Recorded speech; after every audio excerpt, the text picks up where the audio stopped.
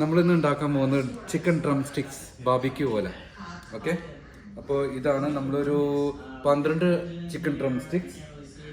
ഇതിൻ്റെ ഇൻഗ്രീഡിയൻസ് പറയുകയാണെങ്കിൽ നമ്മൾ ഷാൻ്റെ തന്തൂരി മസാല,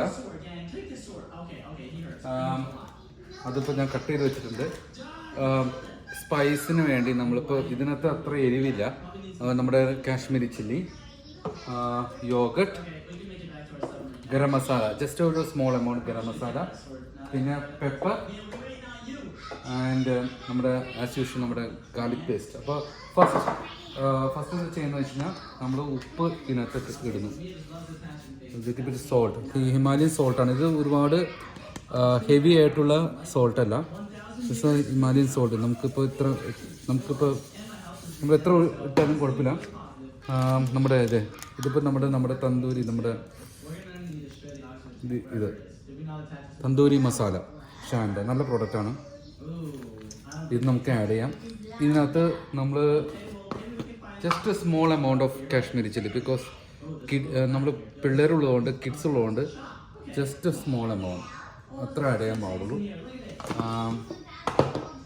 നമ്മുടെ പെപ്പർ, ജസ്റ്റ് പെപ്പർ, ഇത് സോറി പെപ്പറല്ല, ഇത് garam masala, just small amount.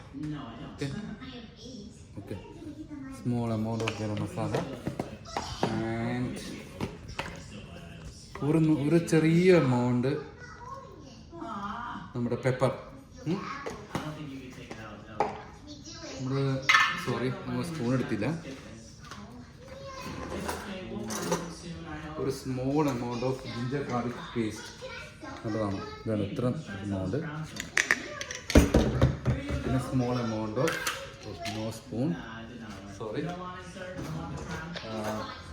Yoghurt. ഇത് നമ്മുടെ നാച്ചുറൽ ഇന്ത്യൻ സ്റ്റൈൽ യോഗട്ടാണ്. നല്ല യോഗട്ടാണ് ഇത്. നമ്മൾ ഒരു 12 ഉള്ളതുകൊണ്ട് ഇത്ര കൂടി ഇടാം. നമുക്ക് ഇത്ര കൂടി പുളി കിട്ടും.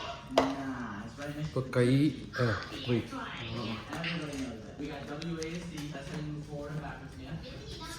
വെജിറ്റബിൾ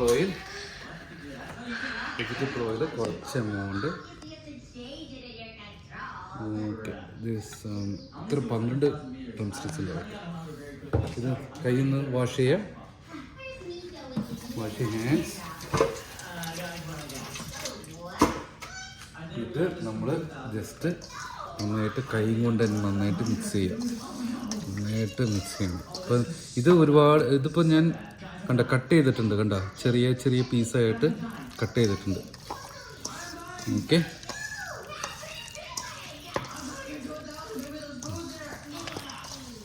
അത് നമ്മളിപ്പോൾ ഇത് മാരിനേറ്റ് ചെയ്തിട്ട് ഇത് നന്നായിട്ട് മിക്സ് ചെയ്യണം. മിക്സ് ചെയ്ത് നല്ല കളറായിട്ടുണ്ട്. കണ്ടോ, ആ റെഡ് കാശ്മീരി ചില്ലി ഇതെല്ലാം കൂടി സ്മെൽ ഇറ്റ്. അപ്പോൾ ഇത് കഴിഞ്ഞിട്ട് നമ്മൾ എന്ത് ചെയ്യേണ്ടത്? How many hours?